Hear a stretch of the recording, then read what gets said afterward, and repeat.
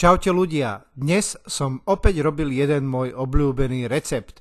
Urobil som segedín a k nemu zemiakové knedle. No tak sa poďte pozrieť, ako sa mi to podarilo.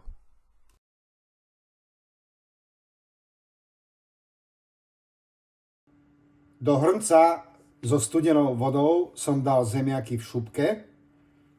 Hrniec som zakryl pokrievkou a zemiaky som nechal variť do mäka. Bolo by dobré, keby ste použili zemiaky typu C. Tak najprv si pripravím všetky suroviny. Cibuľu nakrájam na menšie kúsky.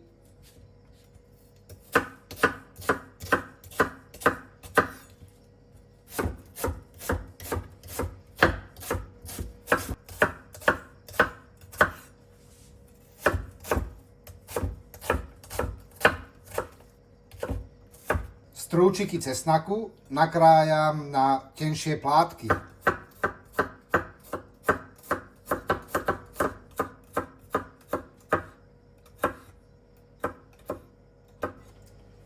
Samozrejme, ak chcete, môžete ten cesnak aj prelisovať. Ale ja som dneska lenivý, tak ho nakrájam. Z bravčového pliecka som odrezal také väčšie kusy tuku.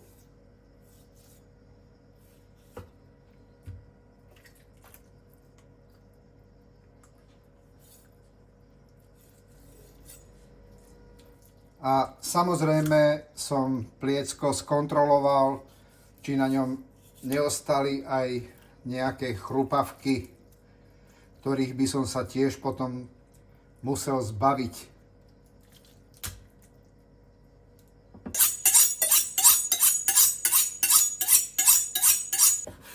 Bravčové pliecko nakrájam na asi 2-3 cm kúsky.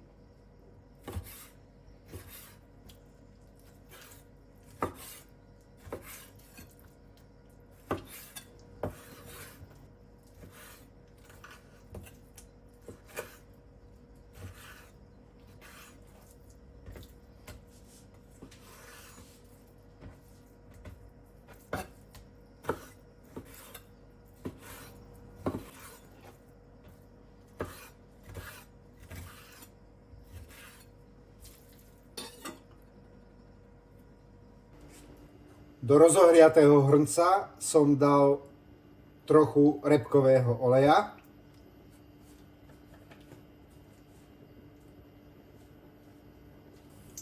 Keď bol olej dostatočne horúci, pridal som do hrnca nakrájanú cibuľu.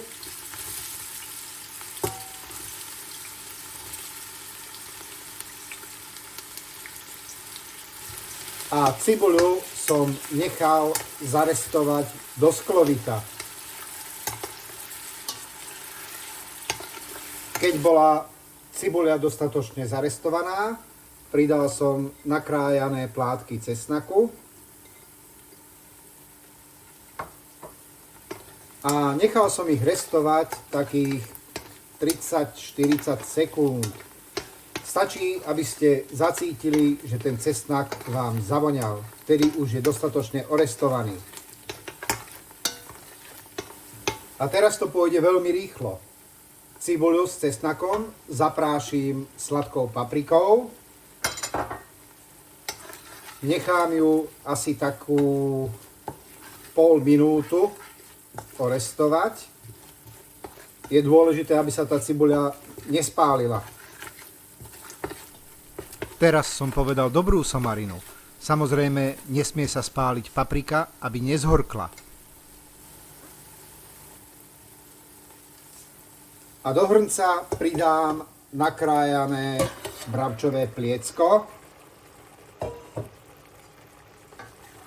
ktoré nechám trochu zatiahnuť.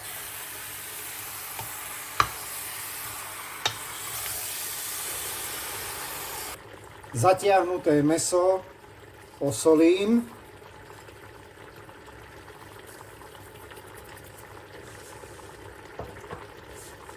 Okorením čerstvo namletým korením 4 farieb.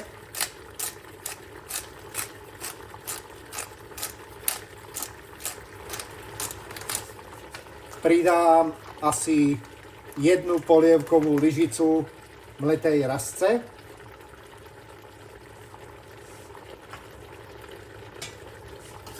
A všetko spolu premiešam.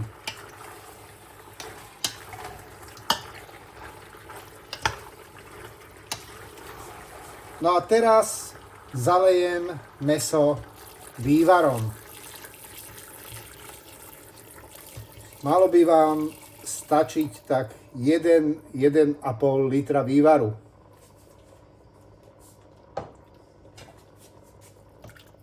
A do hrnca pridám aj bobkový list.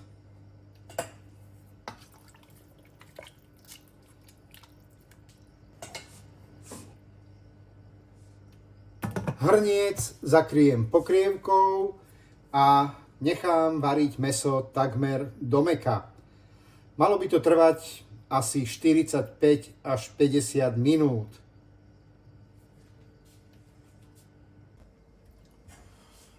Z uvarených zemiakov som zlial vodu a teraz ich nechám úplne vychladnúť. Vychladené zemiaky som ošúpal.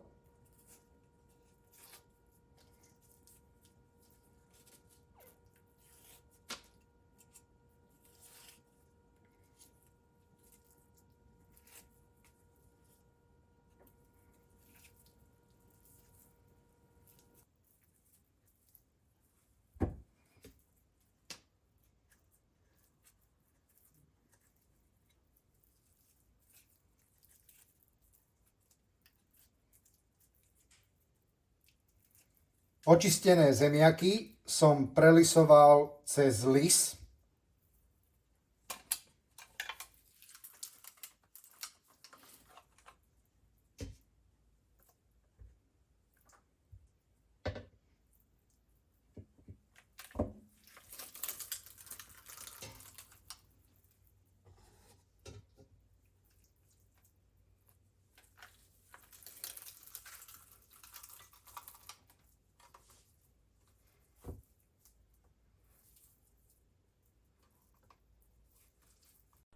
Do prelisovaných zemiakov som pridal vajíčka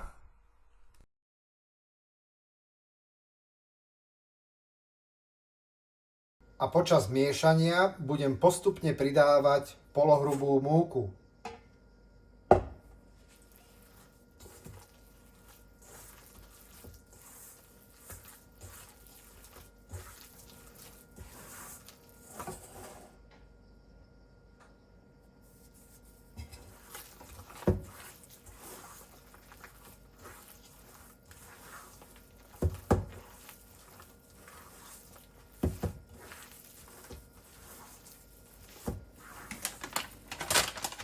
Pracovnú dosku som posypal trochou múky.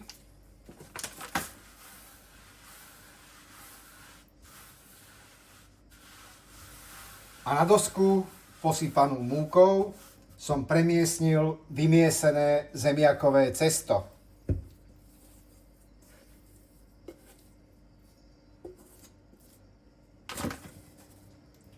Cesto som na doske ešte trochu prehnietol a vypracoval som z neho taký väčší válec.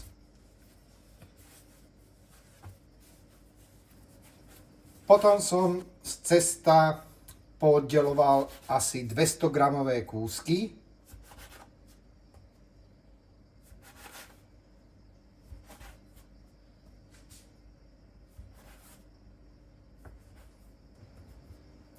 A z týchto kúskov som urobil guličky.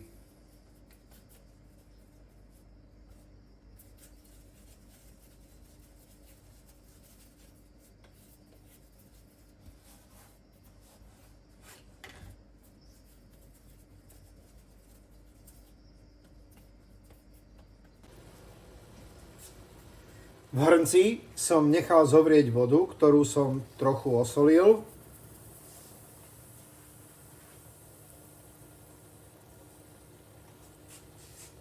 A najprv dám uvariť taký menší skúšobný knedlík aby som zistil, či je cesto dostatočne husté a či sa mi knedlíky nebudú rozpadávať.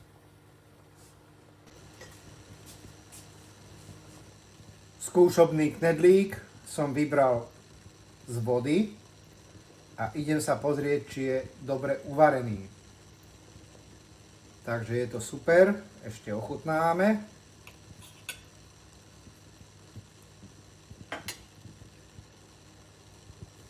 Paráda. A ideme variť knedlíky normálnej veľkosti. Knedlíky dám do variacej vody.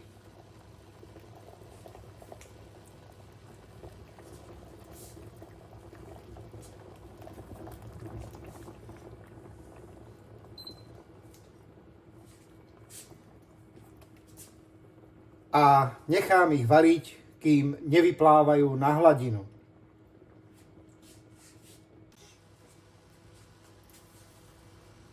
Keď zemiakové knedlíky vyplávali na hladinu, nechal som ich variť ešte 5 minút. Uvarené zemiakové knedle som nechal trochu ochladiť.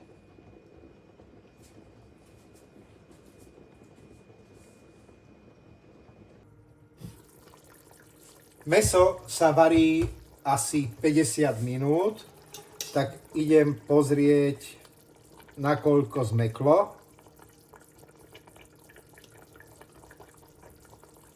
Takže je dostatočne mäkké. A teraz do hrnca pridám kyslú kapustu aj s tou šťavou z kapusty.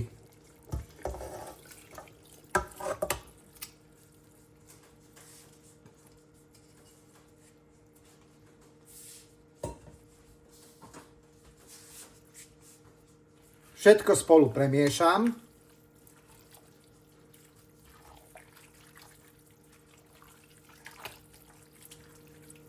Hrniec zakryjem opäť pokrievkou a nechám variť všetko ešte asi 20 minút, aby kapusta bola tiež mäkká. Do misky som dal smotanu na šľahanie. K nej pridám 2 polievkové lyžice hladkej múky.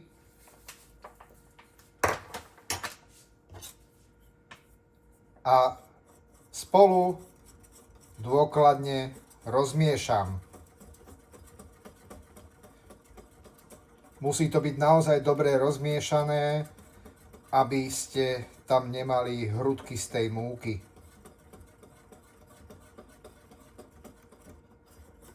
Po 20 minútach je kapusta mäkká a tak do nej prilejem rozmiešanú smotanu s múkou.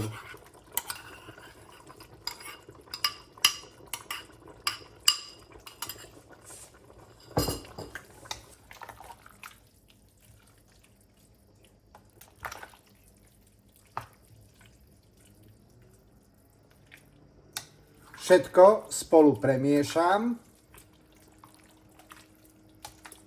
Zakryjem hrniec opäť pokrievkou a nechám variť ďalších 10 minút. Všetko mám hotové a do taniera som naložil segedínsky guláš a pridám k nemu aj pár kúskov zemiakovej knedle. Ak sa rozhodnete urobiť segedínsky guláš so zemiakovou knedľou podľa tohto videa, dajte mi prosím vedieť, ako sa vám podarilo. No a nakoniec, ako vždy, vám zaželám už iba dobrú chuť.